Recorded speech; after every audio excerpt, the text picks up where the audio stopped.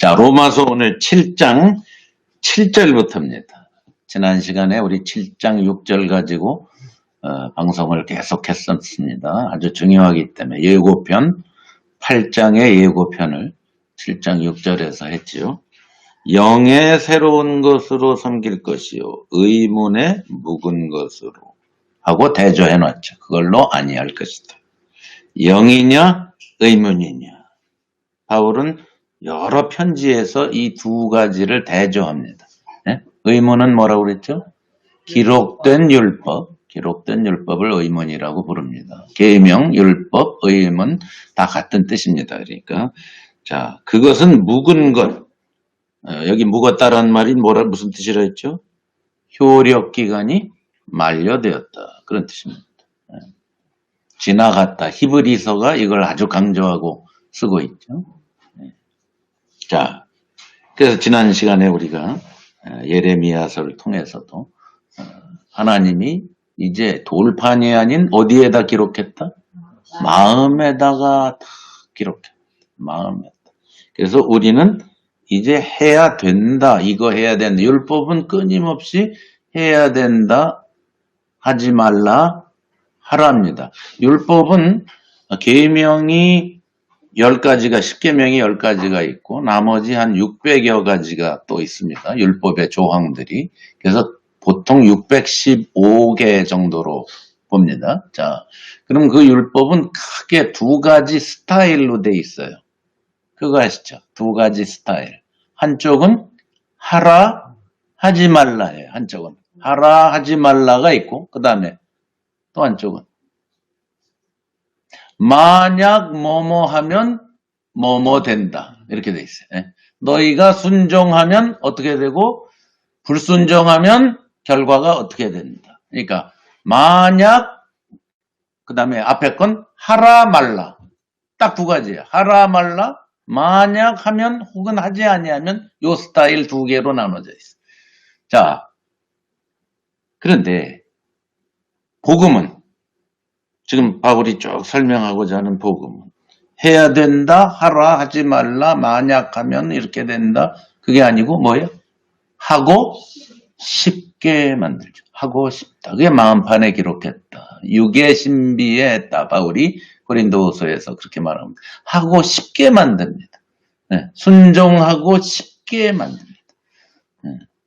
지금 바울이 지금 로마서 7장 지금 올해 우리가 하고 있지만 이 로마서 7장은 앞에서 5장에서 이미 시작한 그것에 대한 6장부터입니다. 6장 7장은 뭐냐? 6장 7장은 네 가지로 반론을 제기하는 사람을 미리 가상으로 바울이 인식을 하고 거기에 대한 답을 주는 거를 했죠. 네 가지 반론이라고 했죠. 뭐에 대한 반론? 5장에서 우리가 하나님과 화목이 되었다. 바꿔치기 했다. 완전히 우리 운명은 다른 나라 운명이다. 다른 종족이 다르다. 생명이 다르다. 영생이다. 그래서 우리는 즐거워한다. 완전히 자랑하고 막 어쩔 줄 모르는 그게 복음을 아는 자다. 왜? 믿음으로 의롭다함을 받았기 때문에. 하나님 수준으로 받아주셨기 때문에 그 뜻이라 그랬죠. 의롭다라는 것은. 그래서 5장에 즐거워한다, 자랑한다, 뭐 막 쫙 얘기를 했었죠. 자, 그러니까 여기에 대한 반론을 거기 다시 한번 복습합니다. 여러분. 그 5장에 보면은 제가 늘 강조하지만 5장을 그냥 훅가닥 넘어뛰면 안 됩니다. 5장이 지지난 시간에도 제가 엄청 강조했죠. 그 전에 제가 한국 가기 전에 강조했던 5장에서 사도 바울이 너무 감격이 되니까 하나님이 우리한테 주신 그 기프트라는 거 있죠. 선물, 은혜.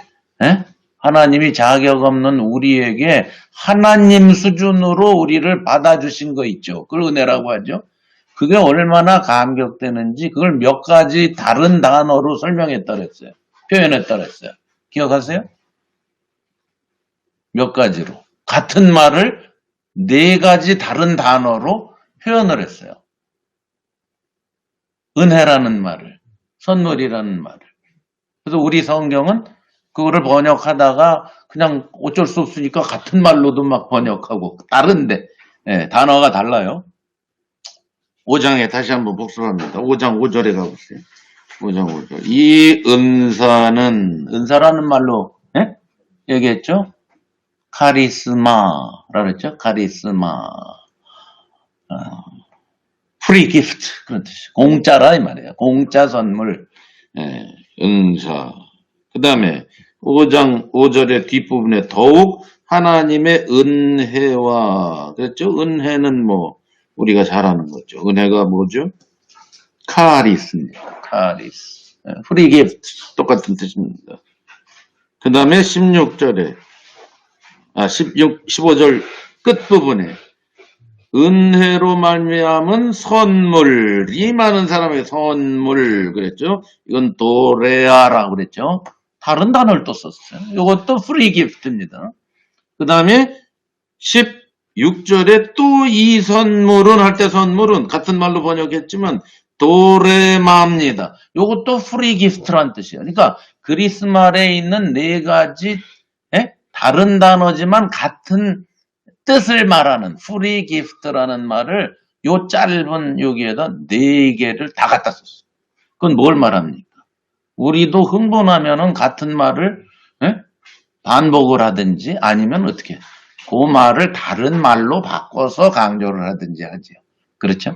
그러니까 바울이 지금 그걸 한 거예요. 그러니까 5장은 바울의 이 복음 때문에 이 자기가 전하고 싶은 로마에 내가 너에게 복음 전하기를 원한다 하고 시작했죠. 내 복음이야, 나의 복음이야 하고 시작한 이것에 대해 막 엄청 압도되어서 지금 로마에 있는 유대인 그리고 이방인 둘 다에게 지금 이게 너희들이 생각하는 그것과 다른 상상을 초월하는 하나님 차원의 선물이야. 이걸 이제 강조한 부분이 5장이라고요.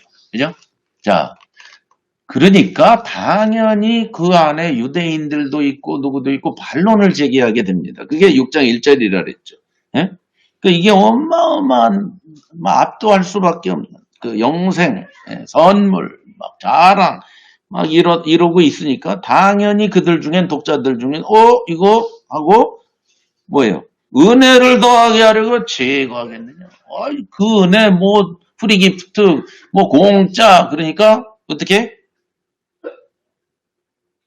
그러면 그 공짜를 더 받고 더 충만하려면 어떻게?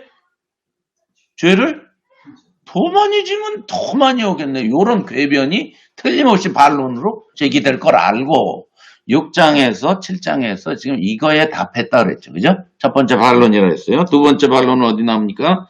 6장 15절에 나옵니다. 다 공부했어요. 지금 복습하는 겁니다. 그런데 어찌하리요? 우리가 법 아래 있지 않고 은혜 아래 있으니 왜 이 얘기를 반론하냐면 14절에 6장 14절에 죄가 너희를 주관치 못하리니 이는 너희가 법 아래 있지 않고 은혜 아래 이제는 법 아래 있지 않고 누가 통치하느냐 우리를 은혜가 지배하고 있다. 왕이 바뀌어버렸어. 딴 왕이야 이제. 그 얘기를 하고 있는 거예요. 그러니까 당연히 반론이 또 나옵니다.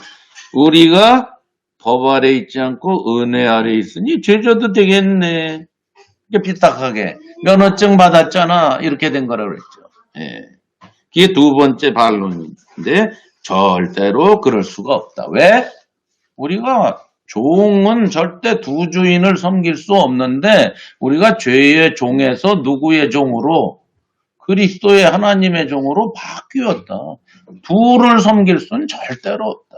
이 반론을 한목에 그냥 탁 처리해버린 게 지금 그 6장 15절 이하입니다. 세 번째가 이제 오늘 우리가 살펴볼 겁니다. 세 번째 반론입니다. 세 번째 반론. 그런즉 우리가 무슨 말 하리요? 율법이 죄냐? 그럴 수 없습니다. 왜? 바로 위에 뭐라 그랬어요? 율법은 의무는 뭐라고요? 묵은 것이야. 그리고 영은 새로운 것이야. 그러니까 이제 율법은 용도 폐기해도 돼. 이 말이잖아. 그죠? 그러니까 당연히 그럼 율법이라는 건 애초부터 잘못된 거 아니야? 율법 죄 아니야 그거? 이렇게 이제 반론을 제기할 수 있다 이거죠. 율법은 효력 기간이 만료됐다니까 애초부터 필요 없는 거 아니야? 율법이라는 것은. 율법이 죄냐? 이렇게 질문한 겁니다. 여기에 대한 답도 뭐예요? 그럴 수 없다. Absolutely not. 그랬어요. 절대로 아니다. 자, 왜? 율법으로 말미암지 않고는 내가 죄를 알지 못하였으니. 자, 율법으로 말미암아서 우리가 뭐를 알게 돼요? 죄를 알게 됩니다. 네. 율법도 어느 정도 기능이 있다는 거예요. 네, 기능. 자, 지금 사도 바울이 이게 율법, 은혜 이 얘기하니까 사람들은 그냥 율법은 없어도 되고 은혜만 있으면 된다 이렇게 생각하기 쉬운데 바울은 지금 율법에 대해서 어떤 평가를 내리고 있어요? 율법이 죄냐? 아니다, 절대. 자, 그럼 율법은 뭐냐? 여러분 이제 결론적으로 알게 될 게 뭐냐? 바울은 지금 율법이 사람을 변화시킬 수 있는가? 아닌가? 이걸 질문하고 있는 거예요. 예? 율법이 죄고 어쩌고 뭐고 이게 중요한 게 아니라 율법이 좋고 하나님이 주셨고 하나님이 자기의 스탠다드를 정해 주셨고 아무리 그래도 그게 우리 인간, 나, 이나마 여러분을 변화시킬 수 있느냐? 구원할 수 있느냐? 하나님과의 관계로 이끌 수 있느냐? 이거에 대한 질문이에요. 된다, 안 된다? 안 된다예요. 바울은 안 된다. 율법이 좋은 거라도 그건 못한다. 그건 못한다. 그건 마치 뭐냐면 이 세상에 지금 법이 많이 있지만 그 법이 나에게 변화를 주고 다른 사람으로 살게 하고 지키게 하는 능력 자체는 없어요. 그건 뭐예요? 법을 지키려면 내가 어떤 사람이냐가 중요하죠. 그렇죠? 네. 자, 법이라는 건 절대 사람을 변화시킬 수 없다. 지금 바울의 결론은 이제 여기에 도달하려고 하는 거예요. 그래서 8장으로 가려고 하는 거예요. 네?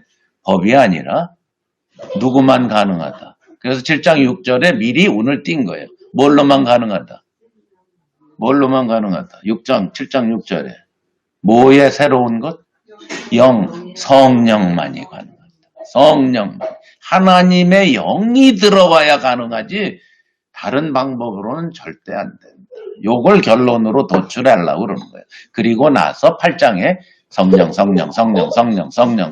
가는 겁니다, 이제.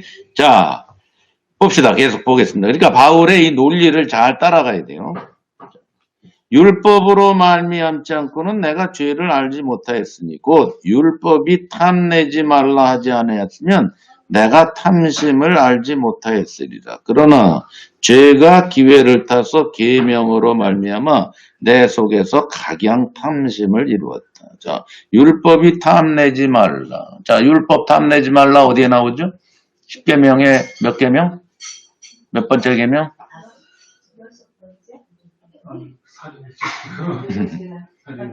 다 까먹었구나 이제 10계명.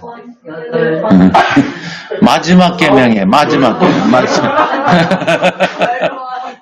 이웃의 아내나 뭐나 소나 말이나 탐내지 말라. 그죠? 나오죠? 10번째 계명, 10번째. 10계명의 맨 마지막 정리하는 계명이에요. 10계명을 정리하는 계명. 탐내지 말라. 자, 율법이 탐내지 말라 그랬어요. 네. 탐내지 말라 그러니까 탐내는 게 뭔지 알겠다 이 말이에요. 무슨 얘기인지 알죠? 물론 그 전에도 율법 이전에도 사람은 속에 탐심이 있습니다. 원래 있어요. 원래. 네, 원래 있어요. 그래서 인간은 스스로 구원을 못해요. 원래 있기 때문에. 율법이 있건 없건 인간은 스스로 구원 못하는 존재죠. 자, 그러니까 율법이 탐내지 말라 하기 이전에도 탐심은 있었어. 근데 율법이 탐내지 말라 하니까 그게 이게 이거구나 알게 됐다 이 말이야. 이게 바울의 논리예요. 네? 무슨 얘기인지 이해가세요? 이게 이거네.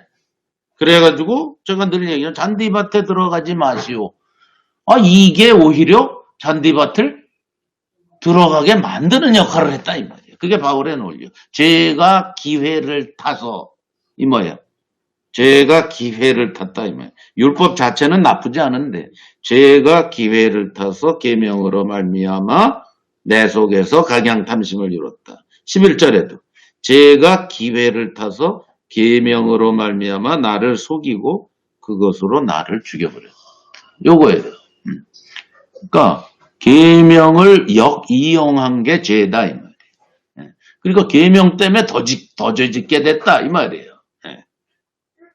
자, 율법이 탐내지 말라 하지 않았다면 내가 탐심. 자, 여기 나오는 탐심은 죄가 기회를 타서 계명으로 오면 내 속에서 각양탐심. 지금 탐내지 말라 동사, 탐심, 명사, 탐심 계속 탐심에 관해 3번을 얘기하고 있어요, 바울이. 자, 그러면은 탐심이 뭐예요? 탐심. 탐심이 뭡니까? 탐하는 거예요. 탐심이죠. 가지고 싶은 거죠. 가지고 싶은 게 탐심이에요. 그럼 가지고 싶다는 우리가 금방 알아요. 탐심. 그러면 탐심의 배후에 있는 근본은 뭘까? 왜 탐심을 가져? 이게 중요하죠. 욕심이 탐심이야. 욕심이나 탐심이나 다. 그러면 왜 내가 탐심을 가질까? 사실은 거기서부터 그게 죄예요. 죄가 기회를 탔어. 죄는 뭐예요? 죄를 정의를 하나로 내렸죠. 성경은. 응? 뭐라고? 반역을 끝나간 건. 그거는 죄에 대한 정의이고. 죄에 대한 정의이고. 말씀대로 사람 되고 싶은 거. 그거를 요한이 딱 하고 한마디로 깨끗하게 죄가 뭐다는 죄는 뭐다 이렇게 설명을 했어요. 그렇지요. 예, 죄는 무법이다. 그게 죄예요. 무법이다. 뭐예요? 내가 하나님이다야. 그렇죠? 하나님에겐 법이 없어요. 그분은 다 자기 주관대로 하세요. 그런데 우리가 하나님도 아니면서 무법자가 됐다 이 말이에요. 하나님도 아닌 사람이 무법자가 되면 어떻게 돼요? 하나님은 자기 마음대로 하셔도 괜찮아요. 왜 괜찮아요? 응? 하나님이 세상을 창조하셨고 하나님이 주관하시고 그분의 것이니까 하나님은 무법자로 살아도 괜찮아요. 근데 하나님이 아닌 존재가 무법자로 살면 어떻게 돼요? 자기가 하나님 노릇을 하죠. 그러니까 탐심이라는 건 뭐냐? 자기의 뜻이 이루어져야 되는 게 탐심이에요. 아시겠어요? 이게 탐심의 근본적인 정의. 네. 나의 소원이 이루어져야 돼요. 네? 나의 뜻이 이루어져야 되고 나의 목적이 이루어져야 되는 게 탐심입니다. 그러니까 그냥 탐내는 거, 남의 거 갖고 싶은 거, 그 수준이 아니에요. 왜 그러냐가 중요해요. 왜 남의 것을 갖고 싶고, 네? 왜 탐하게 돼요? 자기의 어떠함이 이루어져야 돼. 그러니까 저게 필요한 거예요. 네? 이해가세요? 내가 하나님이야. 내가 무법자야.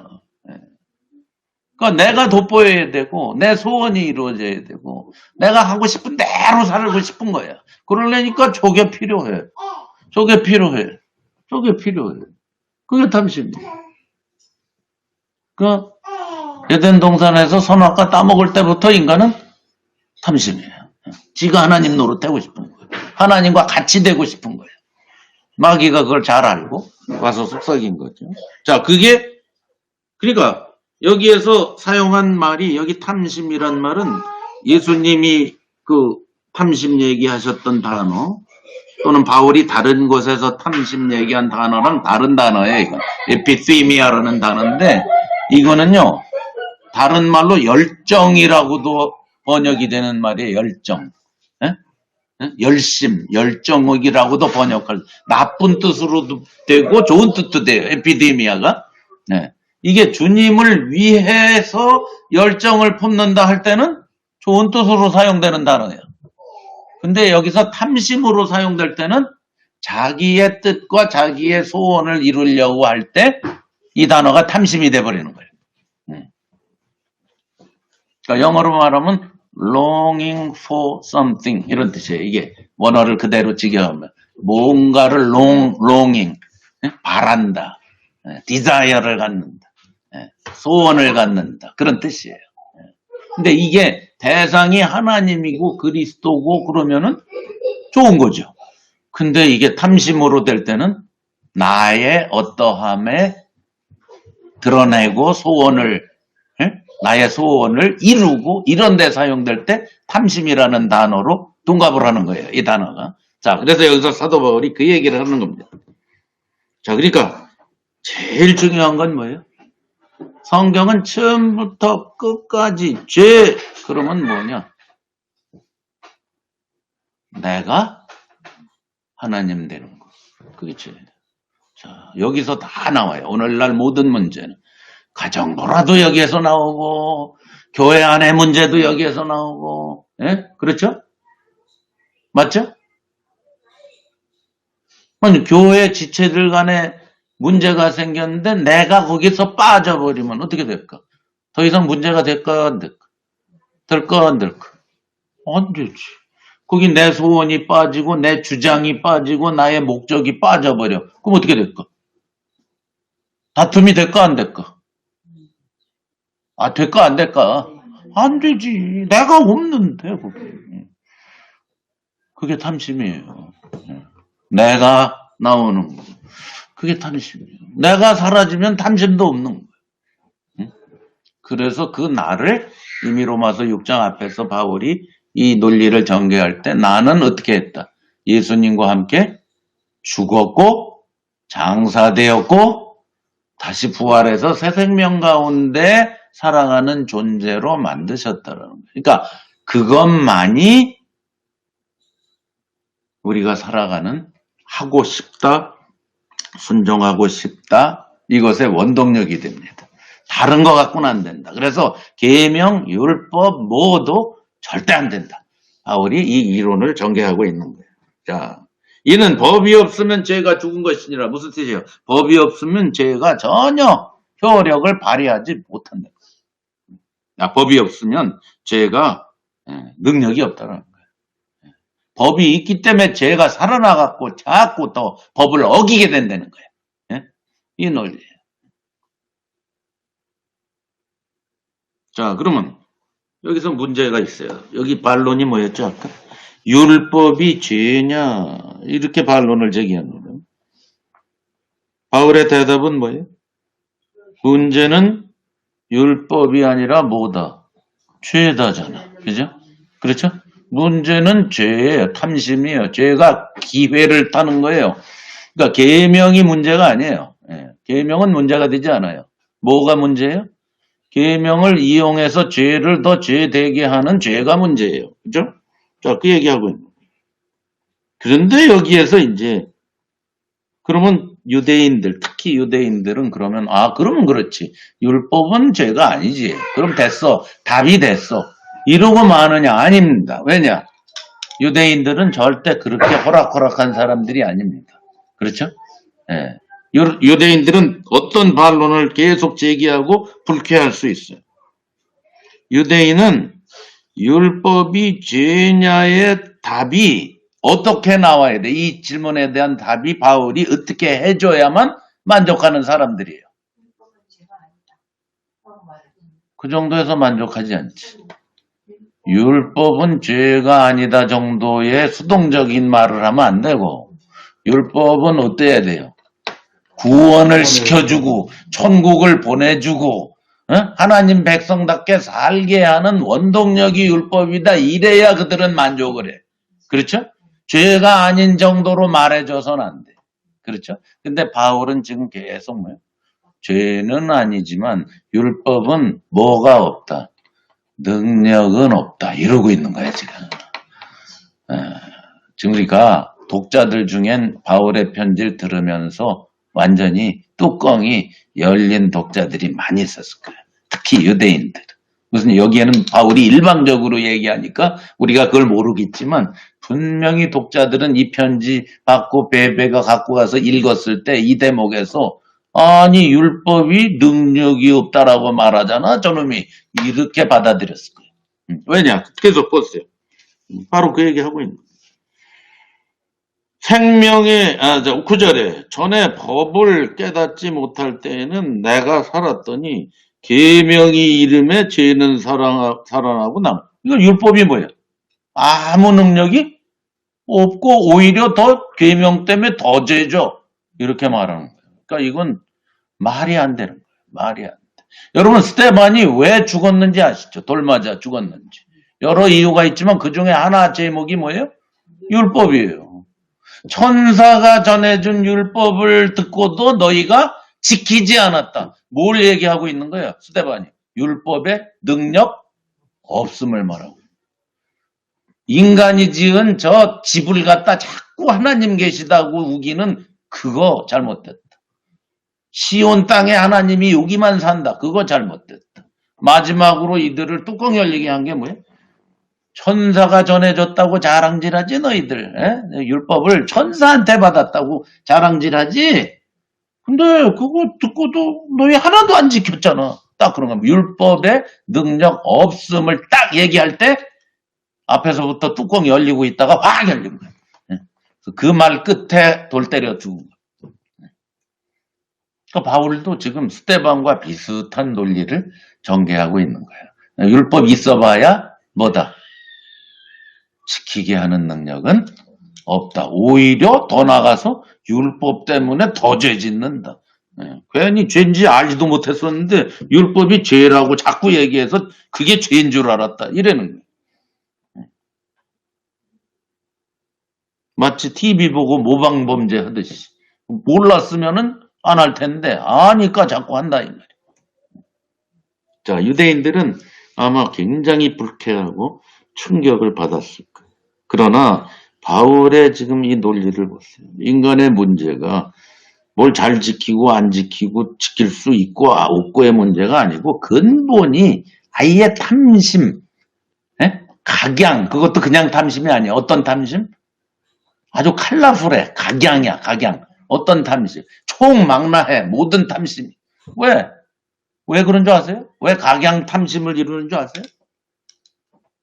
나 자체가 소원이 있고 목적이 있고 내 뜻대로 돼야 하니까 그 영역이 어디예요? 내 뜻대로 이루어져야 될 영역은 몇 개예요? 5개? 7개? 뭐예요? 내 뜻대로 이루어져야 될 영역이 어디냐고. 다지. 예? 온 세계가 다지. 예? 그렇죠? 내 가정에서도 내 뜻대로 돼야 돼. 교회에서도 내 뜻대로 돼. 직장에서도 내 뜻대로 돼. 취미도 내 뜻대로 돼. 그렇죠? 물질 문제도 내 뜻대로 돼. 각양이지. 예? 어디는 아니고 어디는 기고 그런 게 어딨어. 나인데 나. 그게 탐심의 문제예요. 그래서 바울이 각양 탐색 이렇게 합니다. 올 탐색, 탐심 그렇게 얘기합니다. 자, 모든 탐심. 그래서 전에 법을 깨닫지 9절입니다. 깨닫지 못할 때에는 내가 살았더니 이제 계명이 이름에 죄는 살아나고 나는 죽었다. 못 말린다. 못 막아 못. 막을 능력이 없어 인간에게. 그리고 다시 한번 반복합니다.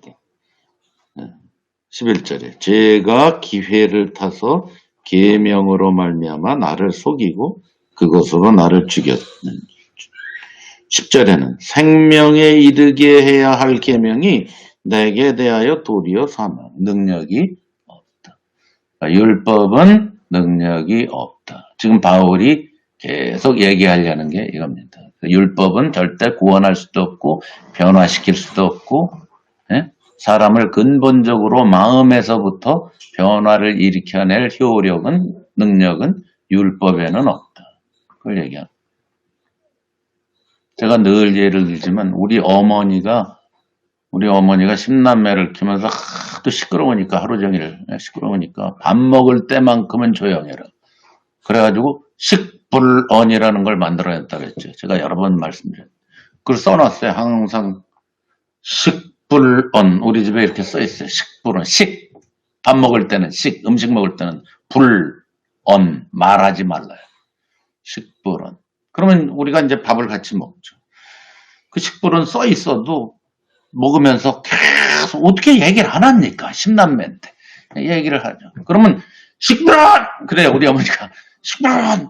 그러면 그때 잠시 조용했다가 또 한 2, 3분 지나면 또 얘기하면 또 식불은! 이거 맨날 안 지킵니다. 안 지켜. 자, 그러니까 재미난 게 뭔지 아세요? 밖에 나가서 밥 먹을 때는 막 얘기해, 일부러.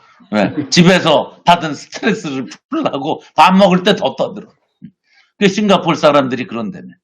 싱가포르는 하도 법이 엄격해서 뭐 침 뱉어도 100불, 뭐 껌 뱉으면 뭐 몇백 불, 공중 화장실에서 물 안 내리면 뭐 또 몇백 불.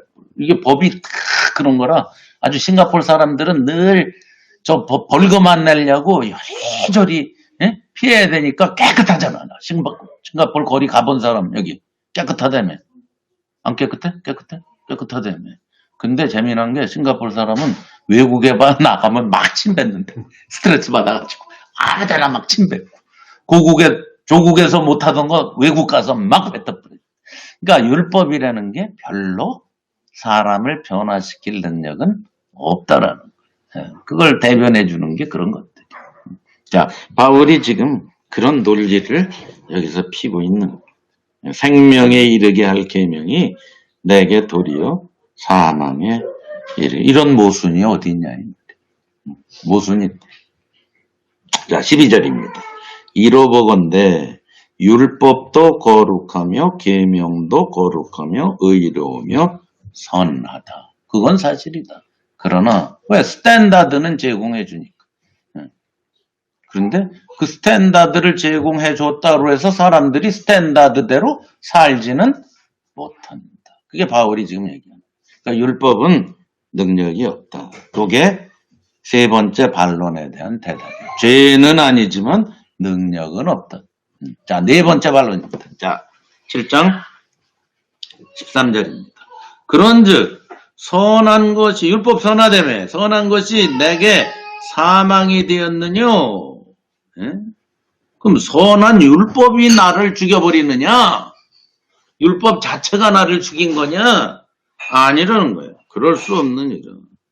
그것은 율법의 기능 중에 하나가 하나님께서는 다 아시고 인간이 율법 줘봤자 안 지킬 거 다 아시고 인간의 그 아까 내가 얘기한 그 죄가 더욱 죄로 드러나게 하기 위해서 율법을 주셨다는 거예요. 율법이 없을 때는 자기가 죄인인 줄도 제대로 모르던 인간들에게 율법을 줌으로써 스탠다드가 딱 정해져 있으니까 내가 이거 저쪽 됐네 이거 저쪽 됐네 나 죄인이구나 나 못 지키는구나 죄인이구나 이렇게 알게 하려는 기능이다 이 말이에요. 이해가시죠? 율법으로 말미암아 어떻게 죄가 죄로 드러나기 위하여 선한 그것으로 말미암아 나를 죽게 만들었다 이 말이에요. 그러니까 율법이 죽이는 게 아니고 나의 죄 때문에 죽는 건데 율법은 그걸 더욱더 돋보이게 하고 드러나게 하고 알려준다는 거죠. 그래서 그 결론을 맺었어요. 이는 계명으로 말미암아 죄로 심히 죄되게. 율법이 능력이 없다고 필요 없는 건 아니다. 그래서 갈라디아에서는 율법의 기능을 뭐로 설명했죠? 혹시 기억하세요? 율법은 무슨 역할을 한다? 몽학 선생, 과외 공부 선생 역할을 한다. 몽학 선생이다. 그게 뭐냐면 옛날 몽학 선생이 로마 시대에 뭐 하던 사람이죠? 몽학 선생도 노예 중에 하나입니다. 노예인데 고급 노예예요. 어떤 노예예요? 자기 자식을, 아들을 뭐 될 때까지, 성인 될 때까지 키워주는 거예요. 실력을 키워서 성인식 하기 전까지. 그러니까 그 옛날 그 당시에는 애가 낳았다고 아들이 되는 게 아니에요. 그거 아시죠? 핏줄이긴 하지만 언제부터 정식 아들이 됩니까? 상속자로 인정을 받아야 아들이 되는 거예요. 상속자. 그러니까 태어났다고 상속하지 않아요. 옛날에. 그래서 얘가 상속자로서의 자질을 갖춰야 너는 내 재산을, 내 모든 것을 너에게 전부 주마 하고 걔가 열 몇 살 됐을 때까지는 누구 아래? 몽학 선생이라는 걸 아래 둬서 기업을 이어받을 만한 수준으로 길러주시오 하고 몽학 선생을, 부자들이죠. 물론 귀족들의 얘기죠. 그래서 몽학 선생을 데려다가 그 어렸을 때부터 그 과정을 밟게 하는 겁니다.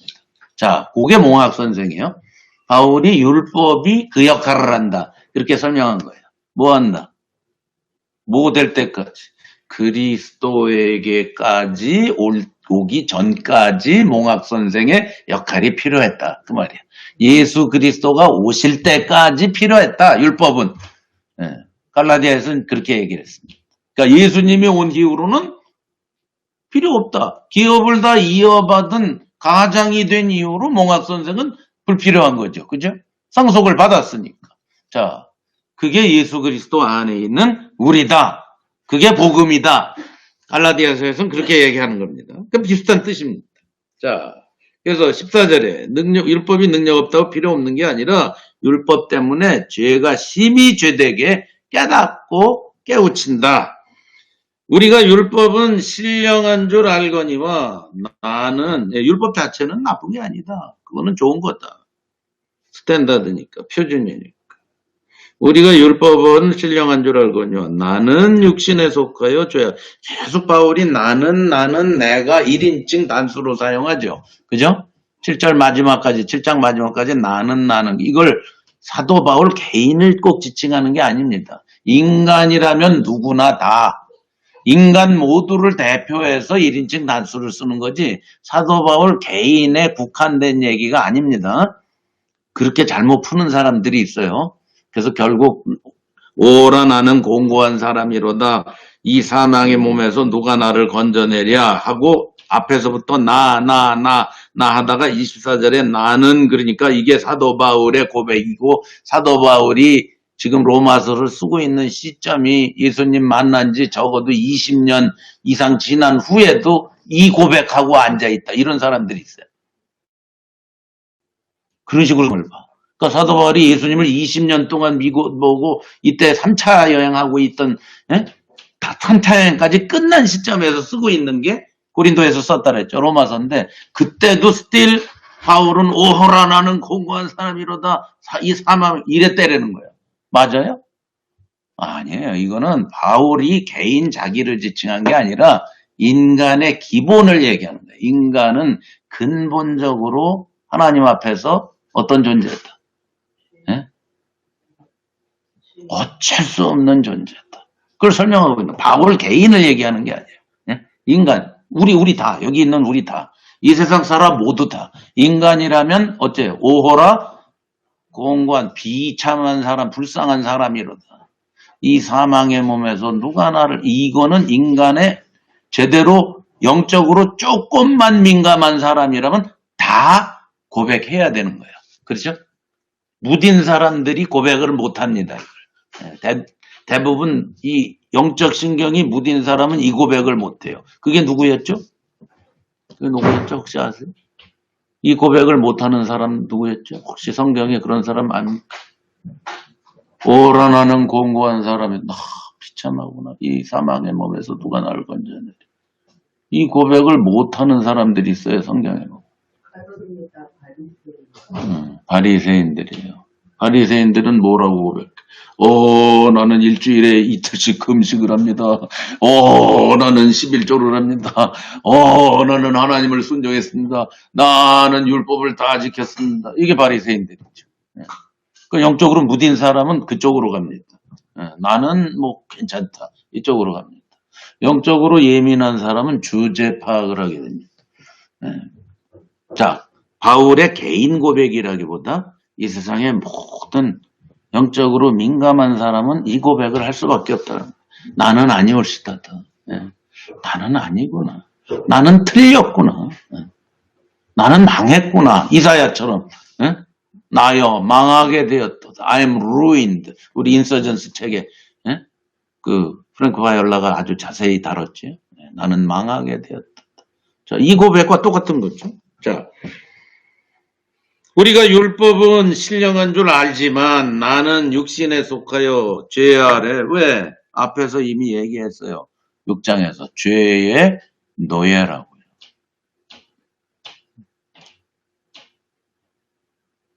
여기 현주자매님이 질문을 했네. 목사님, 바울이 1인칭 쓴 게 일반 사람을 두고 한 고백이라는 게 이해는 되는데요. 굳이 1인칭을 쓴 이유가 있었을까요? 아니면 1인칭 나가 일반적인 사람을 가리킨다는 어떤 근거? 지금 일반적인 사람, 다른 사람을 가리킨다는 뜻이 아니라 바울을 포함한 사람들을 얘기하는 거예요. 예. 그러니까 바울이 1인칭을 쓰는 거죠. 앞에서도 계속 써왔어요. 지금 여기서만 쓰는 게 아니라 앞에서도 계속 나 하고 써왔거든요. 이게 이 세상의 많은 사람들을 지칭하는 말이다 이 말이죠. 바울이 개인이 자기의 고백을 꼭 쓴 게 아니라 이 고백은 바울의 고백일 뿐 아니라 나의 고백도 되고 현주자매의 고백도 되고 영필 형제의 고백도 되고 여기 있는 모든 사람의 맞죠? 내 얘기가. 여러분 이 고백 안 합니까? 이 고백 안 하는 사람은 여러분 중에 누구라고 보면 됩니까? 바리새인입니다. 유일하게 이 고백을 안 한 사람이 성경에서 바리새인들입니다. 그러니까 그들을 향해 예수님이 뭐라 그랬어요? 독사의 자식들아 이런 거예요. 그 고백을 꼭 해야만 돼요. 인간은 누구나 해야 돼요. 그 고백을. 나는 어찌할 수 없다. 하나님, 저는 안 됩니다. 저는 아니올시답니다. 저는 죄인입니다. 항복입니다. 이걸 꼭 해야 되는데 그걸 못하는 사람, 안 하는 사람 바리새인 종자들이에요. 그러니까 바울도 옛날에는 그랬었어요. 그렇죠? 그러니까 빌립보서 3장에 자기는 날 때부터 이랬고 저랬고 바리새인이고 율법의 의로는 흠이 없었다라고 생각했다는 거예요. 자기가 옛날에. 자기 율법 다 지켰다고 생각했다는 거예요. 그렇죠. 현주장님. 자기를 포함했기 때문에 굳이 1인칭을 썼다는 말씀이시네요. 당연하죠. 바울은 제외된 게 아닙니다. 바울도 똑같이 영적으로 민감한 사람이기 때문에 그 사람들은 누구나 이 고백을 하게 돼 있습니다. 저도 여러분도 다. 적어도 우리 교회의 복음을 알고 살고 있는 사람은 다 이 고백을 거친 사람들입니다. 아닙니까? 아닙니까? 내 얘기는 아닌 것 같은데요. 로마서 7장을 아무리 읽어도 나하고는 상관없는 얘기 같은데 그런 사람은 복음을 아직 모르는 사람들. 근데 예전에 이거 성경 공부를 할 때 그렇게 얘기할 사람이 있었는데 그게 잘 안 맞는 건데 바울도 이랬었는데 그럴 때 사용하잖아요. 변명할 때 사용하죠. 그러면 안 되는 말이라는 거예요. 그렇죠. 합리화시킬 때 사용하면 절대 안 돼요. 많이들 그렇죠. 바울도 이랬는데 바울도 뭐 고백했는데 뭐 자꾸 이렇게 그건 진짜 잘못된 일. 그럼 바울이 죽는 날까지 맨날 오호라나는 거고 사람이라 뭐 이렇게 살았다는 거예요. 여러분 지금 맨날 오호라나는 이렇게 삽니까 솔직히? 내가 헤매고 아직도 정신 못 차리고 주님 불순종할 때 이 고백이 나오죠. 요즘. 그렇지만 24시간 이 고백하고 삽니까? 그럼 아직 복음을 모르는 거지. 그렇죠? 아침에 일어나서 오호라는 공고를 살지. 낮에도 오호라는 거 이렇게는 안 살잖아. 왜 그러냐? 우리는 알잖아. 복음을 아니까 그렇지. 여기 영의 새로운 것으로 우리는 살지. 그런데 살다 보니까 또 뭐예요? 아까 얘기했죠. 죄가 어떻게 속에서부터 탐심을 이루어서 또 올라옵니다. 우리 각양 탐심은 어디 저 깊은 곳에 있는 것이지, 그렇죠? 겉으로 눈에 보기에 팍팍 나타나는 게 아니야. 그러면 금방 죽여버리지. 근데 이게 저기서 모르게 슬슬 올라오는 왜? 나니까 나. 인간은 기본적으로 나의 뜻이 이루어져야 되고 내가 하나님 돼야 되는 게 기본이니까. 근데 우리는 죄의 종에서 하나님의 종으로 옮겨 탔거든요. 근데 아직도 뭐가 옛 사람의 잔재가 우리 속에서 내가 하나님 노릇하고 싶게 만듭니다. 그것을 때려잡아야 돼요. 그래서 거기 25절에 결론적으로 이렇게 얘기한 거예요. 바울이. 우리 주 예수 그리스도로 말미암아 하나님께 감사합니다. 그런즉 내 자신은 저 속에서 마음으로는 뭐예요? 하나님의 법을 그죠? 사모해요. 근데 육신으로는 죄의 법을 섬기고 앉아 있어요. 도대체 어떻게 하면 이걸 해결하느냐 이 말이에요. 그래서 그대로 8장으로 가는 거예요. 그걸 성령이 하신다. 바로 그걸 성령이 하신다. 율법이 못하는 거 성령이 하신다. 자, 이 고백을 이 놀라운 진리를 도출해 내려고 바울이 1인칭으로 모든 사람을 대변해서 지금 7장을 기록하고 있는 겁니다. 현재자님, 이해됐습니다. 예, 맞습니다. 예, 그러니까 바울 개인을 꼭 지칭하는 말이 아니라 바울을 포함한 모든 사람, 그리고 그 중에 영적으로 민감한 사람. 예, 민감하지 않은 사람은 이 고백을 안 합니다. 네, 자, 오케이. 15절. 나의 행하는 것을 내가 알지 못하노니 곧 원하는 이것은 행하지 아니하고 도리어 미워하는 그것을. 그게 무슨 꼭 무서운 죄가 아니다. 우리가 뭐 무시무시한 죄를 짓습니까? 아니죠. 마음에선 원하는데 하나님의 법을, 또 다른 법이 내 속에서 확 싸우죠. 그죠? 그래서 미워하는 그것을 한다. 근데 나의 행하는 것을 내가 알지 못한다. 무슨 뜻이냐면 이게 얼마나 심각한지를 모른다라는 거예요. 내 안에 죄가 있다는 사실이 얼마나 심각한지를 깨닫지 못해. 인간은 주제 파악을 못한다는 거예요. 이거는 영적으로 정말 민감한 사람만 알게 되는 거예요. 주제 파악은 누구만 할 수 있냐면 영적으로 민감한 사람만 할 수 있어요.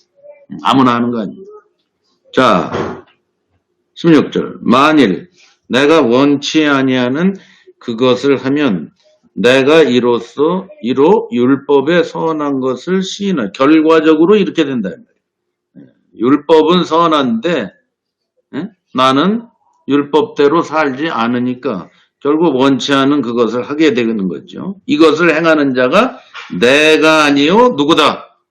자, 이제 이 단어가 나옵니다. 내 속에 거하는 죄, 살고 있는 죄가 있단 말이죠. 내 속에 죄가 살고 있는데 그 죄가 뭐라 했어요? 아까 탐심이라 했죠? 근데 그게 뭐라 했죠? 무법자라고 했죠? 무법자. 죄는 무법이라. 무법이 살고 있는 거, 무법자가 한 놈이 살고 있는 거예요, 이 속에. 하나님 노릇하고 싶어 하는 놈이 이 속에 살고 있다 이 말이에요. 내 속에 거하는 죄. 네. 그 세미나 중에 되게 와닿던 게 머리로는 아는데 행하지 못하겠다 하지 말라고 그런 소리 하지 말라고 그런 소리 하지 말라고 막 뭐라고 하죠. 근데 이 부분을 보면은 바울도 머리로는 알지만 행위로는 안 된다라는 얘기가 그러니까 이게 바울이 아니라 일반적으로 그 얘기 자꾸 이 소리 한다 이거죠. 하지 말라는 얘기. 그러니까 이제 8장이 그 얘기예요. 이제 8장의 미리 예고편, 자 예고편 보세요. 거기 보세요. 8장 미리 지금 쭉 살펴보겠습니다. 이제 다음 시간에 자세히 공부하겠지만은 자 그러므로 이제 그리스도 예수 안에 있는 자에게는 결코 정죄함이 없어요. 왜냐하면 성령의 법이 죄와 사망의 법에서 너를 해방시켰다. 해방을 시켰어요. 율법이 육신으로 말미암아 연약하여 못해. 율법은 괜찮은데 육신이 연약해서 못 지켜. 그죠? 그것을 누구는 해? 하나님은 그걸 하셔. 어떻게 하셨냐? 죄를 위하여 자기 아들을 죄 있는 육신의 모양으로 예수 그리스도를 보내서 거기다가 죄를 때려 넣어가지고 어떻게 됐다? 육신을 좇지 않고 그 영을 좇아 행하는 우리에게 율법의 요구를 다 이루었다. 뭐예요 이제? 이제 뭐예요? 머리로는 아는데 안 됩니다가 아니라 뭐에 따라 살아? 영을 좇아 행한다. Walking with the Spirit 이런 표현이에요. 성령과 함께 걸어간다 이런 뜻이에요. 자, 성령과 함께 걸어가는 사람은 내 속에 거하는 죄가 있어도 아까 내가 얘기했죠. 지난 시간에 이제 해야지 안 돼. 근데 어떻게 해서요? 하고 따로 나가. 왜? 성령의 역사로. 성령과 함께 가니까. 그래서 5절에 육신을 좇는 자는 육신의 일을, 영을 좇는 자는 영의 일을 생각하는. 자, 9절에 보세요. 이제. 자, 이게 답이에요. 아까 용필 형제님이 질문한 거에 대한 답입니다. 9절.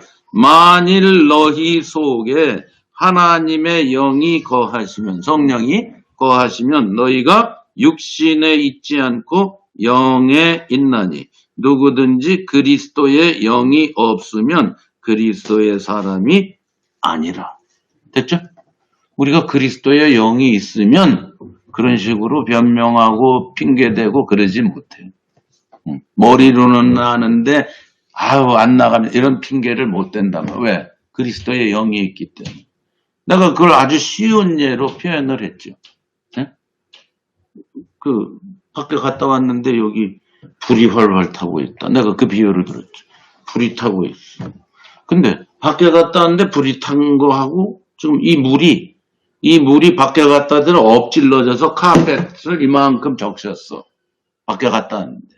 어제처럼 피곤하게 막 멀리 갔다 왔는데 오늘 왔어. 잠 못 자고 갔다 왔어. 선양자애님이.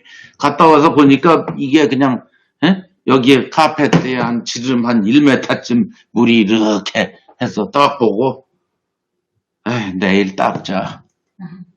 그래도 돼 안 돼? 그건 그래도 돼. 물이 뭐 지름 1m라 해서 그게 홍수도 아니고. 그렇죠? 그건 괜찮아. 그런데 밖에 왔더니 지름 1m짜리 불이 타고 있어. 어떡할래?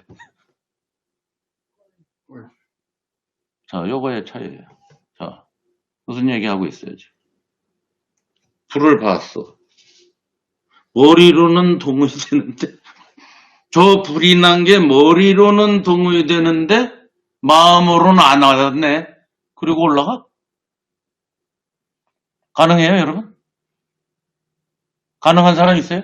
머리로는 이해돼. 불이 활활 타는 게. 머리로는. 근데 마음으로는 안 와닿아. 행동으로도 안 돼. 에이, 자자. 이렇게 안 된다고요. 네. 이해가 가시죠? 네. 그런 거예요. 네. 우리 신앙이 그런 거예요. 머리로는 이해되는데 몸은 안 따라간다. 그럴 수가 없다는 거예요. 그래서 예수님이 마태복음 7장에 비유하신 게 있어요. 반석 위에 지은 집, 모래 위에 지은 집. 비유하셨죠. 그죠? 모래 위에 지은 집은 어떻게 돼? 창수가 나고 뭐가 나고 하면 쓸려 내려간다. 반석 위에 지은 집은 아무리 뭐 폭풍이 닥쳐도 까딱없다. 하고 반석 위에 지은 집이 뭐냐? 반석이 뭐냐를 설명하셨어요. 그러면 사람들은 그 비유를 설명을 하면 꼭 답을 어떻게 하는 줄 아세요? 반석, 그리스도! 그래요. 반석은 다른 데는 그리스도거든, 다른 데는. 근데 예수님의 비유 속에선 반석이 그리스도가 아니야, 거기는. 뭐죠? 내 말을 듣고 행하는 자는 반석 위에 지은 집이다. 그랬어. 그러니까 거기서 반석은 뭐예요? 듣고 행하는 거예요. 듣고 행치 않는 자는 모래 위에 지은 집이다. 아니, 뭐, 아주 되게 쉬운 비유를 얘기했어. 근데 우리는 그걸 영해를 자꾸 해요. 그래서 그리스도 이랬구나. 아, 그리스도를 믿으면. 거기서는 그리스도 믿는 얘기가 아니에요. 거기서는 예수님 말씀을 듣고 행하는 거예요. 그런데 우리가 못 행해. 그러니까 지금 바울이 하고 있는 말이에요. 성령과 함께 걸어가면은 우리는 어떻게 된다? 율법의 요구를 다 이루며 살게 된다. 이게 지금 바울이 전개해 나가는 이론이라는 말이에요. 좋습니다. 자, 18절. 내 속 곧 내 육신에 선한 것이 거하지 아니하는 줄을 아노니 원함은 내게 있으나 선을 행하는 것은 이게 일반적인 우리의 고백이죠. 원하긴 하는데 잘 행하는 게 없어. 내가 원하는 바 선은 행하지 아니하고 도리어 원치 아니하는 바 악은 행한다. 자, 그러면 이게 꼭 무슨 크리스찬이다 아니다 불신자는 이렇다 혹은 크리스찬이 돼도 이렇다 이런 얘기가 아니에요. 이거는 크리스찬 불신자를 떠나 바울보다 한참 이전의 철학자들도 다 이걸 갖고 고민을 했어요.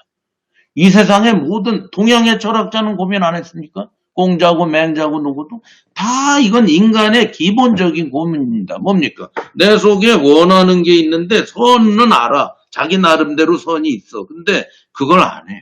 그 선이 뭐예요? 선의 기준은 사람마다 다 다릅니다.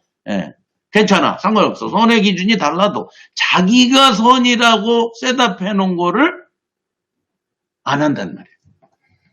그렇죠? 깡패 두목도요. 자기가 선하다고 하는 게 있어. 우리랑은 다르지. 그치? 그렇지만 그 사람도 뭐예요? 자기가 선하다고 정해놓은 걸 해요? 100% 해요? 안 해요? 안 해. 못해. 그걸 얘기하는 거죠. 인간은 이런 존재예요. 그래서 죄인이라는 거예요. 그 당시 바울 당시에 철학자들도 이것 때문에 숱하게 고민을 합니다.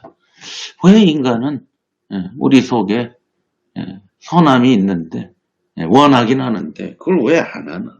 이 고민은 인류의 최대의 고민 중에 하나. 그러니까 이제 뭐 성선설, 성악설 별게 다 나오는 거예요. 동양에서는 그런 게 나오고 서양에 가면 스토익 학파, 에피큐리온 학파 이런 게 나온다 그랬죠. 왜? 이게 해결이 안 되니까 아이씨 아무렇게나 살아도 상관없어. 이런 그쪽으로 나가고 방정주의로 나가고 아니면 스토아 학파처럼 안 돼. 금욕을 해야 돼. 금욕주의로 나가고 쾌락주의로 나가고 이게 동서양을 말론하고요. 인간은 이거 자체 갖고 엄청 고민을 하고 살아온 겁니다. 바울이 그것을 좀 대변해서 얘기하는 거예요. 인간은 이런 거예요. 자, 20절입니다. 만일 내가 원치 아니하는 그것을 행하면 이를 행하는 자가 내가 아니고 내 속에 거하는 죄다. 바울의 관심은 지금 이거예요. 바울의 관심은 율법이 사람을 변화시킬 수 있느냐? 안 된다. 왜 안 되느냐? 뭐 때문에? 인간은 저 속에 뭐가 있다? 죄가 있다. 안 돼. 그래서 율법은 죄를 없이 하지 못해. 이게 죽음이라는 거예요. 이게 죽음이에요. 내 속에 거하는 죄의 문제. 이게 인간 본연의 근본의 문제입니다. 선악과를 따먹은 인간의 고질적인 문제입니다. 자기가 하나님 노릇을 하려는 인간에게 당연히 따라오는 겁니다. 그러므로 내가 한 법을 깨달았노니 곧 선을 행하기 원하는 나에게 뭐가 함께 있어요? 악도 같이 있어요. 선악과를 따먹었으니까 선과 악이 늘 같이 있어. 인간이. 해결이 안 돼. 내 속사람으로는 하나님의 법을 즐거워하되 내 지체 속에서 다른 한 법이 내 마음의 법과 싸워 내 지체 속에 있는 죄의 법 아래로 나를 사로잡아 오는 것을 보는다. 속수무책이다. 속수무책. 나를 그냥 사로잡아 버려.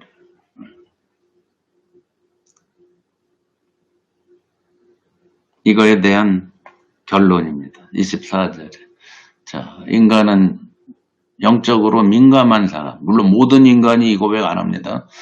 모든 인간이 이런 처지지만 이런 고백을 하는 사람은 굉장히 민감한 사람들이에요. 자, 어떤 고백을 합니까? 오호라 나는 곤고하다. 무슨 뜻입니까? 곤고하다. 비참하다. wretched man. 비참하고 불쌍하고 한심하고 그런 말입니다. 아주 아니 옳시다다 이 말이죠. 이 사망의 몸에서 누가 나를 건집니까? 그래서 우리 기독교 최고로 많이 불리는 찬송가에 이 가사가 나오는 거예요. 존 뉴턴이라는 사람이 지은 찬송 알죠? 제일 많이 불리는 찬송, 동서양을 막론하고 찬송가죠. 나 같은 죄인 살리신 주의 놀라. 그 가사에 우리 성경에는 나 같은 죄인 이렇게 나왔지만 영어 가사에 보면 뭐가 나와요? wretched, wretched 이런 표현을 썼죠. 자기가 얼마나 비참한 인간이. wretched. 곤고한 사람이다. 이 사망의 몸에서 누가 나를 건져내? 바울을 포함한 모든 영적으로 민감한 사람은 율법의 능력이 없음을 선포할 수밖에 없어. 안 돼. 바울은 율법 속에서 율법을 지키고 율법의 의로는 흠이 없다고 생각하고 살아왔는데 결론적으로 바울도 이 고백을 할 수밖에 없고 우리도 이 고백을 할 수밖에 없어. No way 그 말이죠. 그래서 여기서 흔히들 이가 바울이 틀림없이 자기가 많이 봤고 자기가 처했던 그 현실 속에서 본 그것을 여기서 그림으로 쫙 설명한 거다. 그렇죠? 전쟁 포로 이런 사람 비참하게 죽이는 방법 중에 하나가 어떻게 한다 그랬어요? 시체와 산 날을 코는 코, 입은 입, 눈은 눈으로 꽁꽁 묶고 전신을 시체하고 먹는다. 제일 비참한 사형법이라고 그랬죠. 다 묶였어. 그리고 광야에다 그냥 사막에다가 그냥 던져버려. 그럼 어떻게 죽어? 아예 칵 죽여버리면 편한데 계속 뭐로 죽는 거야? 시체 냄새 맡으면서 죽는 거야. 굶으면서 시체 냄새 맡으면서 죽는 거야. 아주 비참하죠. 그것을 지금 바울이 표현하고 있다. 이렇게. 무슨 뜻입니까? 무슨 뜻이에요? absolutely 불가능한 상태. 누가 와서 로프를 끊어주기 전에는 안 되는 상태. 자력으로는 100% 안 되는 상태. 그걸 설명한 거다. 우리가 자력으로는 no way다. 그걸 자력으로 하려고 하는 사람들이 이게 문제라는 거죠. 안 된다. 율법은 능력이 없다. 우린 어쩔 수 없는 죄인이라는 거예요. 그래서 바울이 이 고백을 할 수밖에 없는 거예요. 오늘 우리도 이 고백을 할 수밖에 없는 거예요. 뭡니까? 우리 주 예수 그리스도로 말미암아. 답은 여기 있다. 그리스도밖에 없다. 하나님께 감사를. 나는 내 자신을 돌아보면 마음으로는 하나님 법을 좋아하는데 육신으로는 죄의 법을 섬길 수 있는 밖에 없는 어쩔 수 없는 죄인이지만 하나님 앞에 우리가 감사할 수 있는 게 있다. 답 8장입니다. 이렇게 전개되는 거예요. 네? 답은 8장. 네. 그러면 좀 공부한 사람이 많고 우리 속에는 제 말이 있고 어쩔 수 없는 어쩔 수 없는 죄로 가득 찬 나의 상태를 사망의 몸에 죽은 시체에 묶여져 있는 그 비참한 상태로 비유한 거죠. 예. 너무 비참하죠. 아니 허자매님이나 나나 여기 우리가 그 상태라고 한번 상상을 해보세요. 어떨까? 그래서 광야에서 지금 이러고 있어. 지금 광야에서 이러고 던져놓고 갔어. 우리 지금 이러고 있어. 어떨까 지금? 그러니까 차라리 죽여주지. 그 속에서 겪는 막 여러 가지 고통이 내 속에 있는 죄로 인하여 어찌할 수 없이 내가 겪고 있는 이 괴로움을 얘기하는 네, 그런 걸 얘기하는 거죠. 지금 자기 자신이 이런 존재라는 거에 대한 한탄입니다. 우리 그럴 때 있지 않아요? 이게 진짜예요. 이렇게 민감해야 돼요. 죄에 대해서 이렇게 민감해야 되는데 이게 예수 영접을 은근슬쩍하게 만들거든. 내가 오늘도 빌리 그레함 여기 샬롯 처음 갔다 왔어, 오늘. 여기에 가장 명승지인 빌리 그레함을 내가 샬롯을 그동안 수도 없이 떠나는데 오늘 처음 우리 자매님 둘하고 갔다 왔는데, 딱 가서 보니까 제독공교에서는 영웅 아니에요. 내가 이렇게 보면서, 훌륭하지. 하나님이 크게 쓰신 건 사실. 무디니, 빌리 그레함이, 피니니, 조나탄 에드워드니, 왕년에 기라성 같은 복음 전도자들 크게 쓰신 거는 사실이에요. 그렇지만, 내가 오늘도 이렇게 쭉 빌리 그레함이고 설교 계속 나오대. 설교 나오고 쭉 나옵니다. 나는 빌리 그레함 크루세이드를 내가 3번을 가본 사람이거든. 직접. 그러니까 한 번에 4번 집회하는데 내가 12번 집회를 가본 사람이야. 그러니까 실제로 12번 설교 들었고 스타디움에 가서 미국에서 세크라멘토, 그다음에 LA, 아나하임 그리고 산호세 이렇게 3군데를 내가 30여 년, 40년 전에 가서 직접 빌리 그레함 꽤 활발할 때 제가 직접 설교를 들었고 TV로는 수십 번, 수백 번 들었고 하는데 내가 비판을 좀 한다면 비난은 할 수 없죠. 하나님이 크게 쓰신 분이니까 하나님 쓰셨으니까 좋아요. 근데 비판을 좀 하자면 내가 이 인간이 이렇게 비참한 존재인데 이거를 은근슬쩍 넘어간다고. 예수를 영접하면 된다. 다음 주일날 꼭 교회 나가시오. 이래고 집회를 끝내버린다고. 인간의 고질적인 이 복음으로 하나님의 목적과 여기서부터 이것을 어긋난 인간의 문제가 얼마나 심각한가를 쫙 그걸 풀어줘야 되는데, 그건 복음으로 나가질 않고 그냥 얄팍한 주 예수를 믿으라 그리하면 구원을 얻으리라라는 이런 아주 심플한 어떤 사상 철학적인 메시지 비슷한 걸로 사람들을 막 고조를 해서 찬송가 그 너걸너걸한 그 찬송가 오르간에 Just as I am 맨날 그거거든. 나 근제 그 뭐죠? 아직 날 위해 그거 그냥 한번 쫙 부르고 앞으로 나왔어. 그러니까 오늘 갔더니 방이 13개 누구만 거기 여기 가서 보고 저기 가서 또 설교 듣고 저기 가서 그러니까 나왔는데 맨 마지막 못 나올 때 뭘 한 장을 주길래 딱 보니 결단 카드야. 거기다가 예수 영접합니다. 체크하고 뭐 이러는 카드. 나도 옛날에 많이 해봤지만 이런 얄팍한 걸로 우리가 사람을 자꾸 굉장히 복음을 단순화시켜서 사람을 이렇게 복잡한 건데 지금 로마서 7장처럼 인간이라는 건 이렇게 복잡한 게 인간이에요. 그래서 나는 공고한 사람이러다 이거 나는 어떡하나 이거 갖고 그야말로 심각한 고민에 빠져서 하나님이 이렇게 이게 돼야 되는 거잖아. 그죠? 근데 이걸 그냥 은근슬쩍 넘어가요. 오늘날의 복음의 맹점. 진짜로 크게 쓰였다고 생각하시는 건 아닌 거죠? 뭐 크게는 쓰여. 왜 크잖아. 하나님의 목적이랑 상관없는. 글쎄 나는 그래서 좀 비판적이에요. 뭐 크게. 그래서 뭐 몽학 선생 역할을 했다라고 보면 나는 뭐 하나님이 크게 썼다는 거는 인정을 하죠. 그렇지만 나는 좀 아쉬운 게 많지. 아쉬운 게. 빌리그램 자신도 자기가 나중에 그랬어요. 자기가 예수님을 아는데 더 시간을 보냈어야지 이렇게 돌아다니는데 보낸 거에 대해서 후회한다라고 인터뷰를 하더라고요. 주님을 더 아는데 자기는 인생을 더 많이 썼어야 됐다. 그런 고백을 해요. 솔직은 해요. 솔직은. 근데 뭐 일단 그 궤도에 올라서면 안 돼. 주위에 먹여 살릴 사람도 수백 명이지 그거 안 돼.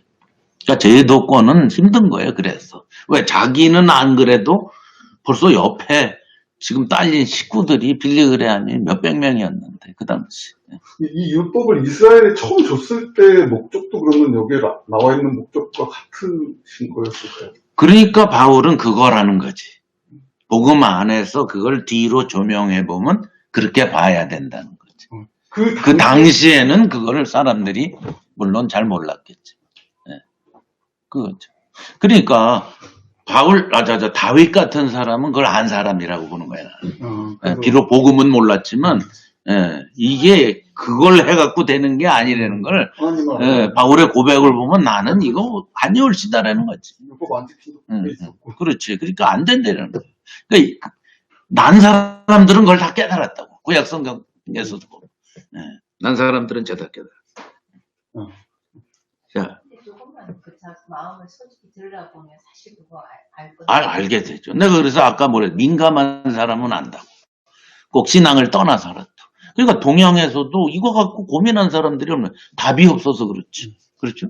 그러니까 철학자들을 우리가 우습게 알면 안 되는 게 철학자들은 답을 복음으로 못 줘서 그렇지 질문은 굉장히 잘한 사람들이에요. 내가 좋아하는 철학 중에 폴 틸릭이라는 사람이 있는데 되게 똑똑한 천재인데 그 사람 글 조금 읽어봤는데 그 사람은 천재야. 내가 이렇게 글 쓰는 거고. 근데 신학자인데 답이 없어. 답이 없고 질문은 그야말로 샤프하게 합니다. 인간의 고질적인 이런 많은 의문들에 대해서는 공감을 가는 질문을 많이 하는데 답은 이 복음이 없는 사람이니까 답은 없지. 아이고 옛날에 40년 전, 50년 전에 내가 어떻게 기억해. 그때 천재라는 거. 폴 틸릭은 그때 읽고 아예 한 번도 안 읽으니까. 신학교 때 읽고 나면 굿바이니까. 내가 왜 그런 사람한테 신경을 쓰겠어. 몰라 나는 지금. 폴 틸릭이니 니체니 난 하나도 몰랐지. 니체도 나는 몰라. 나는 그리스도만 알아야지. 그리고 바울을 알아. 자, 그러니까 바울을 위시한 모든 정말 인생에 대해서 심각하게 고민하는 사람들은 다 요 고백을 한다. 그래서 복음을 만나야 그게 진짜예요. 그래야 로마서 8장이 이해가 가는 거예요. 아, 이게 성령의 역할이 이런 거였구나. 로마서 8장은 내가 지난 첫 시간에도 얘기했듯이 로마서의 보물이거든요. 요걸 도출해 내려고 지금 1장부터 쭉 오는 거예요. 요걸 도출해. 다음 시간에 우리가 이제 그리 들어갈 텐데. 그래서 25절에 주님께 감사한다. 하나님께. 그리스도가 답이거든. 그리스도로 말미암아. 답이야. 그분이 답이야. 그래서 그 그리스도를 주신 하나님께 감사하리다. 그렇기 때문에 내 자신이 마음으로는 하나님의 법을 원해도 육신으로는 죄의 법을 섬길 수밖에 없는 죄인인데 요걸 해결하셨다. 네? 그러므로 이제 하고 8장에 그러니까 7장에 머무르면서 계속 얘기하면 안 돼요. 우리는 뭐예요? 8장이 나와야지. 8장. 8장. 자, 그러면 이제 더 나아가서 결론을 내릴 게 제가 뭐냐면은 로마서 8장에서 이제 우리가 충분히 공부를 하고 더 나아가서 결론을 내릴 거를 내가 미리 보여줄게요. 자, 그러면은 우리가 성령을 받았어. 성령이 우리 안에 거하시면서 함께 걸어가. 그래서 이제 성령이 율법의 요구를 다 이루어 주셔서 이제 성령을 쫓아 행해. 그러고 우리가 복음으로 교회로 지금 살아가. 그럴 때 갈등이 있을까 없을까? 성령을 받아서 살아가서 교회 생활을 하는데 갈등이 있어 없어? 있지요. 예? 그거 어떻게 해결하냐고. 인간은 기본적으로 뭐예요? 옛사람의 잔재가 있기 때문에 복음을 알고 성령으로 살아가도 틀림없는 갈등이 시작이 됩니다. 자, 그거를 해결을 어떻게 하냐고. 복음으로 물론 하는 거야. 갈라디아에서 그 답이 있어. 갈라디아에서의 답이 있어. 자, 성령의, 지금 성령 얘기니까. 에베소서는 당연히 답이지. 근데 나는 이제 다른, 지금 성령으로 얘기를 하니까 내가 결과적인 로마서 8장에 대한 답을 알고 있는 사람이 살아가야 되는 삶의 방식을 내가 얘기하려고 그런 거야. 지금 공부할 건 아닌데 미리 예고편. 오케이? 갈라디아서 5장 같은. 이거예요. 우리는 오늘 이렇게 사는 거예요.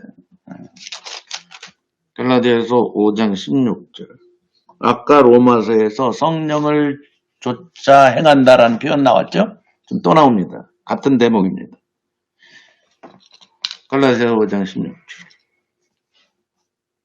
내가 이르노니 너희는 뭘 쫓아 행하라? 성령과 함께 걸어가라 이 말이에요. 보조를 맞추라. 성령과 보조를 맞추고 살아라. 그리하면 어떻게 된다? 육체의 욕심 있죠. 속에서부터 올라오는 탐심, 욕심, 나의 소원을 이루고 싶은 거 이런 것을 이루지 않고 성령의 목적을 이루게 된다 이 말이야. 자, 그 다음에 보세요. 육체의 소욕은 육체가 원하는 것은 성령을 거스려버리고 성령을 반대하니까 그죠? 성령의 소욕, 성령도 원함이 있단 말이에요. 성령의 소원이 있어요. 그것은 육체를 거스리는 거예요. 이 둘이 육체의 소욕과 성령의 소욕이 서로 대적해 싸움을 걸어 서로 대적함으로 너희의 원하는 것을 하지 못하게 속에서 전쟁이 일어나는 건 즉기 당연한 거야. 전쟁이 일어나서 못하게 만들어야 된단 말이야. 그런데 성령의 소욕이 약한 사람은 육체의 소욕이 이겨버려. 그러니까 어떻게 돼? 전쟁이 일어나는 게 아니라 게임이 안 돼. 한 방 빵 맞고 KO 되듯이 육체의 소욕이 이겨버리면 어떻게 살아요? 육체로 사는 거야 그냥. 육신대로 사는 거야. 그런데 대적함으로 일대 전투가 일어나서 계속해서 전투를 해버리면 결국은 누가 이긴다? 성령이 이기게 돼요. 18절. 너희가 만일 성령이 인도하시는 바가 되면 율법 아래 있지 않다. 아까 얘기했죠. 율법이 자꾸 탐심을 이루어서 뭘 한다. 음행 더러운 거, 예? 호색, 우상숭배, 술수, 원수 맺는 것, 분쟁, 시기, 분냄, 당짓는 것, 불리함, 이단, 투기, 술취함, 방탕, 또 그와 같은 종류들, 5만 가지 더러운 거 다 그런 것은 뭐에서? 육체의 소욕에서 나오는데, 자, 이런 일을 하는 자들은 하나님 나라를 기업으로 못 받는다. 무슨 뜻이에요? 뭐 죽은 다음에 하나님 나라 못 간다. 그 정도가 아니라 이 땅에서 하나님 나라를 경험 못 한다. 이 땅에서부터 영원히 경험 못 해. 하나님 나라의 기업 뭐예요? 상속받은 거. 에베소서 아까 얘기한 하늘에 속한 모든 신령한 복을 다 받은 것을 바울이 에베소 1장에 기업이라고 표현했잖아요. 그죠? 그 기업이 우리한테 아무런 소용이 없고 효과가 없고 경험이 안 돼. 어디서? 이 땅에서. 이렇게 사는 육체의 소욕대로 살면. 그런데 22절 성령의 열매는 성령을 쫓아 행하는 사람은 사희와 오자량 충원절이에요. 내가 외우는 거예요, 왕년에. 이걸 외우려고, 외울 필요도 없는 걸. 그거 왜 외워? 그럼 앞에 것도 외워야지. 외울 필요 없어. 그거 외울 필요 없어. 왜? 열매니까. 성령을 따라 행하면 외울 필요 없어요. 뭐가 나오게 돼 있어? 결국 육체의 소욕과 싸워요. 속에서부터 막 싸워서 누가 이겨? 성령이 이겨. 성령의 소욕이. 그러면 나오는 거. 뭐예요? 사랑, 기쁨, 화평, 다른 사람과 화평하게 되고, 화목, 오래 참게 되고, 인내하게 되고, 자비 베풀고, 선을 좋아하고, 충성, 하나님께 오로지 충성하게 되고, 온유하게 되고, 절제하게 되고, 그런 결과적으로 24절. 그리스도 예수의 사람들은 육체와 함께 정과 욕심을 십자가에 못 박아 버렸기 때문에 그 정과 욕심대로 살지 않는다. 그리고 비결은 뭐예요? 성령을 쫓아 행하는 거예요. 우리 안에 성령이 들어오셨어요. 그렇죠? 맞죠? 성령이 우리 사도행전 공부했죠. 성령이 뭐 방언하고 이런 게 성령이 아니에요. 뭐예요? 성령이 뭐예요? 아버지와 아들 안에 우리를 집어넣고 아버지와 아들이 우리 안에 아버지와 아들이 사시게 하신 분이 성령이란 말이에요. 그렇죠? 그분을 쫓아 행하게 되면 무슨 소욕? 그분의 소욕, 그분의 디자이어, 그분의 목적, 그분의 소원을 따라가다 보면 육체의 소원이 우리 속에서 전쟁에 패해서 뭐가 나옵니다. 성령의 열매가 나오게 돼요. 이게 결과적인 이제 우리가 하우투에 어떻게 하루하루를 살아가나가 그거예요. 근데 육체의 소욕과 성령의 소욕이 싸우는 줄 알았는데 맨날 나에게서 육체의 소욕이 나왔다. 그럼 뭐예요? 자기는 성령의 소욕과 싸우는 줄 알았는데 그러면 성령의 소욕이 젖대라는 것밖에 더 돼? 그러면 생각해보세요. 여러분 성령의 소욕이 집니까? 줘 안 줘? 줄 수가 없지. 그건 말이 안 되지. 그 말은 뭐예요? 아직 성령의 소욕이 없다는 것밖에 더 돼? 내 안에. 그러니까 근본적으로 다시 정립을 다시 해야 돼. 자꾸 내가 아까 얘기했죠. 머리로는 되는데 마음으로는 그런 변명하지 말고 이게 근본적으로 나에게 문제가 있다. 오호라 나는 공부한 사람이로다까지 안 갔나 보다 내가 하지. 그리 가야 돼. 그리 간 사람은 성령이 어떻게 하셨나가 쫙 들어오게 돼 있어. 자, 오늘 시간이 많이 갔네. 이렇게. 오늘은 여기까지 하겠습니다. 7장 마지막까지 오늘 공부했습니다.